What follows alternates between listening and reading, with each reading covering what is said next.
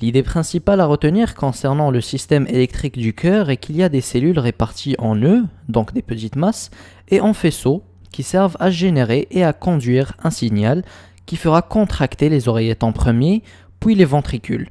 Et ce cycle se répète en moins une fois chaque seconde pour que le cœur batte 60 fois par minute par exemple. Et ce qu'on verra dans cette vidéo, c'est une façon astucieuse de mémoriser les noms et l'emplacement de ces nœuds et faisceaux, ainsi que le mécanisme de la génération et transmission de ce signal à travers le cœur. Je vous poserai une question à la fin pour que ce soit interactif. Tout commence dans l'atrium droit. On y trouve le premier groupe de cellules qui sont à l'origine du signal. Ce groupe se trouve près du sinus venarum, qui résulte du développement embryonnaire du cœur. Et ce dernier se trouve dans l'atrium droit. Ce premier groupe ou nœud est donc appelé nœud sinu-atrial ou nœud sinusal. C'est lui qui détermine en temps normal la fréquence ou rythme cardiaque, puisque plus il génère de signaux par minute, et plus il y aura de contractions cardiaques. Et son rythme est appelé rythme sinusal. Ce nœud sinusal est en communication avec l'oreillette gauche pour lui transmettre le signal ou un flux via le faisceau de Bachmann. D'ailleurs, en ajoutant 2 mains et 2 pieds, on obtient A-man, A-Bachmann. Et ce faisceau permet une conduction rapide et le signal atteint donc presque simultanément les 2 atriums qui vont par conséquent se contracter en même temps.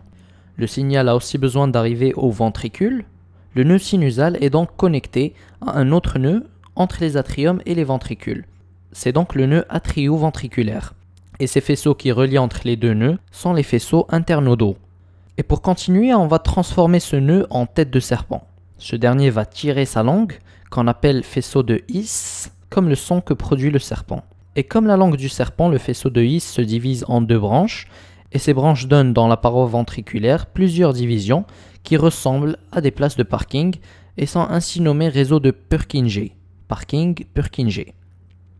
Pour récapituler, le nœud sinu-atrial est ainsi responsable de la contraction de l'atrium droit, le faisceau de Bachmann de la contraction atriale gauche.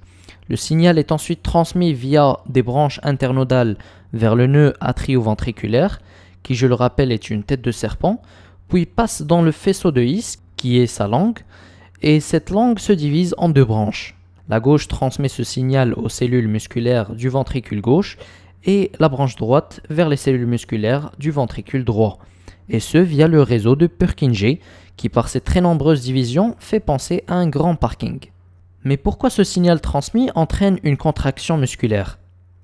Faisons un zoom sur une de ces cellules pacemaker pour comprendre. Les cellules en général sont polarisées électriquement, c'est-à-dire qu'elles ont une différence de charge ou de potentiel, c'est pareil, entre le dedans et le dehors de leur membrane. Et plus précisément, il y a moins de charge positive à l'intérieur qu'à l'extérieur des cellules. On dit donc qu'elles ont une différence de potentiel négative.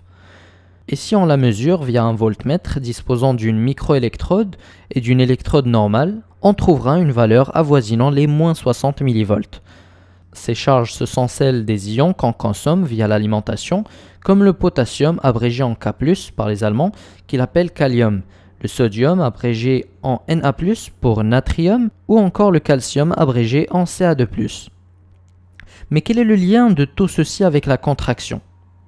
Bien, pour que l'atrium ou le ventricule se contracte, ces cellules musculaires doivent se dépolariser, c'est-à-dire qu'elles doivent inverser leur pôle électrique en ayant plus de charge positive à l'intérieur de la cellule. Et cette dépolarisation leur est transmise par les cellules pacemaker, qui elles se dépolarisent automatiquement contrairement aux cardiomyocytes, aux cellules musculaires cardiaques, qui ont besoin de recevoir le signal à partir des cellules pacemaker directement ou indirectement via d'autres cardiomyocytes. On va donc voir quels sont les échanges d'ions qui ont lieu dans une de ces cellules pacemaker et qui conduisent à sa dépolarisation. Ces cellules pacemaker ont au début de leur cycle un potentiel de moins 60 mV.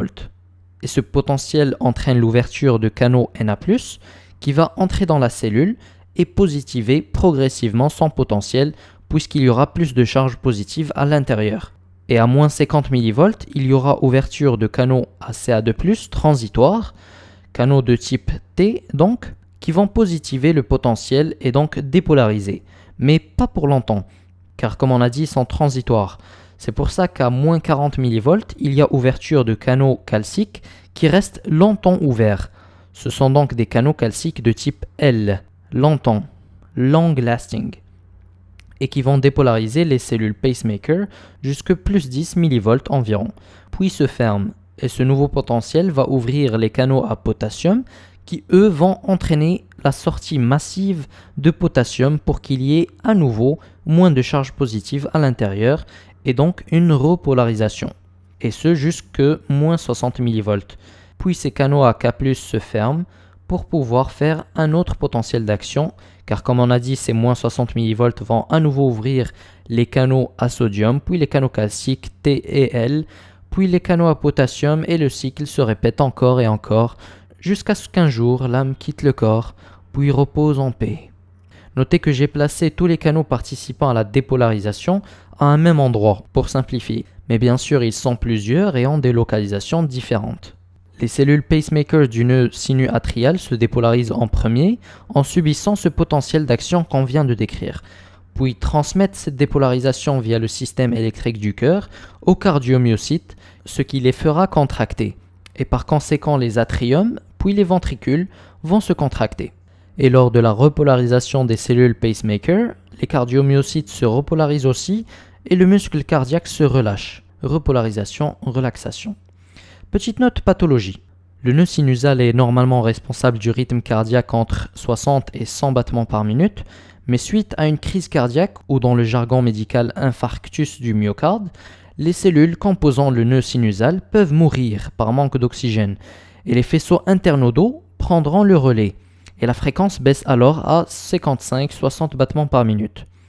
Et s'ils sont aussi lésés, le nœud auriculo-ventriculaire prendra le relais avec une fréquence encore plus basse. Puis le faisceau de His, puis ses branches, puis si tout ce qui précède ne peut assurer sa fonction, les fibres de Purkinje s'occupent de générer les influx électriques, mais à une fréquence entre 20 et 40 battements par minute seulement. À présent la question, pouvez-vous citer dans un ordre chronologique les constituants du système électrique cardiaque? Réponse dans les commentaires sous la vidéo.